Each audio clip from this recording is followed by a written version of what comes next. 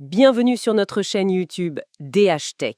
Aujourd'hui, on va explorer en détail un sujet passionnant et qui change vraiment la donne, l'arrivée en force des drones dans l'agriculture. On a consulté pas mal de sources différentes pour essayer d'avoir une vision la plus complète possible. Notre mission, si on peut dire, c'est de comprendre cette transformation et ce qu'elle implique vraiment. Alors, pour commencer, un chiffre assez frappant, je trouve. Fin 2024, il y avait près de 400 000 drones agricoles DJI en service dans le monde. Ah oui, c'est énorme. Carrément. Une hausse de 90% par rapport à 2020.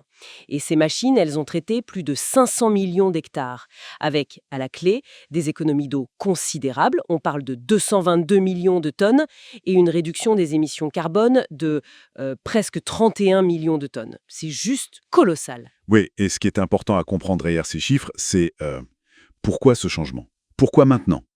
Les méthodes classiques, les tracteurs super lourds, l'épandage manuel ou même aérien, mais moins précis, tout ça c'est coûteux. Ça tasse les sols, ça utilise beaucoup plus de produits chimiques, beaucoup plus d'eau. Et les drones, ils arrivent avec une approche différente. Électrique, donc moins polluant directement, léger, donc pas de tassement, et surtout une précision chirurgicale. Ils ne touchent même pas le sol en fait. Et cette précision, on a des exemples concrets, parce que sur le papier c'est bien, mais sur le terrain... Ah mais tout à fait, les retours sont là. Prenez un agriculteur de pommes de terre dans l'État de Washington aux États-Unis, lui il a vu les dégâts d'insectes diminuer de 80%, simplement grâce à une pulvérisation hyper ciblée. 80%. Ah oui, quand même. Ou alors, en Afrique du Sud, sur la canne à sucre, là on a mesuré des augmentations de rendement, parfois jusqu'à 1,78 tonnes par hectare en plus. C'est pas négligeable. Non, loin de là. Et au Mexique, pour la culture de l'agave, là c'est l'eau, 88% d'eau en moins utilisée. Impressionnant. Et on parle de quel type de drone? Il y a des modèles spécifiques? Oui, bien sûr. DJI, par exemple, a des modèles comme l'Agrace T50 ou le T40, qui sont vraiment faits pour la pulvérisation et l'épandage de granulés. Et puis il y a d'autres types, comme le Mavic 3M, qui sont plus axés sur la cartographie multispectrale. La cartographie, c'est pour... C'est pour analyser la santé des plantes, en fait. Avant même qu'on voit un problème à l'œil nu. Ça permet d'intervenir très tôt, et seulement là où c'est nécessaire. C'est ça la vraie force. Si on regarde des avantages de manière plus large, il y a l'environnemental, c'est évident, moins de produits chimiques, on parle de 25 à 30% en moins. D'accord. Donc, moins de pollution des sols et de l'eau, par ruissellement, moins d'eau utilisée, on l'a vu, et moins d'émissions de carbone. Et sur le plan économique, ça suit aussi. Oui, absolument. Les coûts directs diminuent, moins de carburant pour les tracteurs, moins de main-d'œuvre pour certaines tâches répétitives, moins de produits phytosanitaires achetés. Au Brésil, par exemple, pour le café, on estime que l'épandage par drone coûte 70% moins cher que le manuel et 50% moins cher qu'avec un tracteur. C'est significatif. Ah oui, les chiffres parlent d'eux-mêmes là. Et puis un autre aspect économique intéressant, ça crée de nouveaux emplois. Pilote de drone, analyse de données. Et ça, mine de rien, ça attire des jeunes, plus branchés technologie, vers un secteur agricole qui en a besoin. Ça redore un peu l'image du métier. Et enfin, il y a les avantages purement opérationnels. Pensez aux terrains difficiles, les pentes raides, les zones un peu marécageuses, les toutes petites parcelles où un gros tracteur ne peut pas manœuvrer. Oui, c'est vrai. Le drone, lui, il y va sans problème. Il peut même voler juste après la pluie, quand le sol est détrempé. Pas de risque de s'embourber, il n'écrase pas les cultures en passant. On a même vu des drones transporter des petites pièces détachées pour réparer un système d'irrigation. Ah, c'est malin ça. Oui. Et puis, le vol autonome, guidé par cartographie, c'est de plus en plus courant.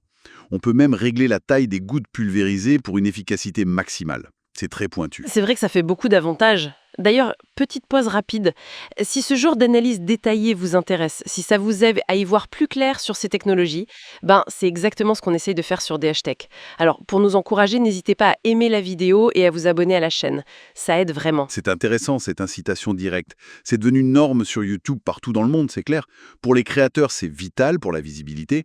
En France, la perception peut varier. Certains trouvent ça normal, d'autres peut-être un peu trop commercial. Mais bon, si c'est fait sobrement, ça passe, je pense. L'essentiel, c'est que ça soutienne la création de contenu. Tout à fait. Alors revenons à nos drones. Malgré cette liste impressionnante d'avantages, j'imagine que tout n'est pas rose. Il doit y avoir des freins, des défis. Ah mais oui, bien sûr. Le tableau n'est pas parfait.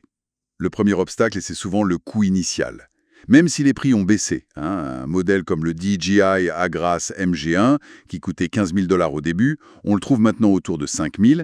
Ça reste un investissement important, surtout pour les petites ou moyennes exploitations qui sont majoritaires en France et dans beaucoup d'endroits. Oui, 5 000 $, ce n'est pas rien. Et à part le coût, Il y a la question des compétences. Piloter un drone agricole, ça demande une formation. Et surtout, savoir analyser les données qu'il collecte, les cartes de santé des cultures, etc., ça demande une expertise. il faut savoir interpréter tout ça. Exactement. Autre point, la connectivité. Dans beaucoup de zones rurales, l'accès à Internet au débit est encore limité. Ça peut compliquer le transfert des données, la planification des vols, et puis, soyons honnêtes, sur de très très grandes surfaces, genre des centaines d'hectares de maïs d'un seul tenant, les gros avions d'épandage ou les énormes pulvérisateurs terrestres restent parfois plus rapides. D'accord, une question d'échelle. Voilà. Et enfin, il y a parfois une certaine inertie. Le monde agricole a ses habitudes. La moyenne d'âge est parfois élevée et tout le monde n'est pas encore bien informé sur ce que ces drones peuvent vraiment apporter. Donc, face à ces défis, quelles sont les pistes? L'innovation continue, j'imagine. Oui, heureusement. Plusieurs solutions commencent à émerger. Le modèle drone à service, par exemple. C'est-à-dire? Mais l'agriculteur ne loue plus le drone, il achète la prestation de service. Une entreprise vient faire le traitement avec ses propres drones et pilotes. Ça lève la barrière de l'investissement initial et des compétences. Ah oui, c'est une bonne idée ça. Ça se développe pas mal. On voit aussi des offres plus simples, plus abordables, pour des tâches de surveillance basiques, parfois pour quelques centaines d'euros seulement. Et la technologie elle-même évolue très vite. Des entreprises cherchent à augmenter la capacité d'emport des drones. Ilio vise des réservoirs de 110 à 150 litres. L'autonomie des batteries s'améliore sans cesse. Et l'intelligence artificielle aide de plus en plus à analyser les images, les données, pour simplifier la prise de décision. Et le cadre légal, les réglementations, ça suit ce mouvement? Ça bouge, oui. Souvent dans le bon sens. Des pays comme le Brésil, l'Argentine, et même en Europe, l'Espagne par exemple, adaptent leurs lois pour faciliter l'utilisation des drones en agriculture. Il y a même des pistes un peu inattendues. On évoque le savoir-faire immense qui a été développé en Ukraine avec les drones militaires. Cette expertise pourrait, un jour, être réorientée vers des applications civiles, comme l'agriculture, avec des solutions peut-être très robustes et innovantes. Fascinant. Pour résumer, je dirais que les drones agricoles, ce n'est plus du tout une niche ou un gadget. C'est une vraie force de transformation. Ils apportent des gains clairs en efficacité, en économie et pour l'environnement. Les défis existent, oui, mais l'innovation avance vite et l'adoption progresse. Ça redessine vraiment l'agriculture de demain. Une véritable mutation donc. Ce qui nous amène à la question qu'on voulait poser à celles et ceux qui nous regardent. D'après vous, est-ce que la pulvérisation par drone va finir par se généraliser au point de devenir la norme? Est-ce que ça va remplacer les tracteurs et les épandeurs classiques pour cette tâche? Et surtout, est-ce que c'est une évolution que vous voyez comme souhaitable, judicieuse? On a hâte de lire vos avis dans les commentaires. Merci beaucoup de nous avoir suivis aujourd'hui sur DH Tech.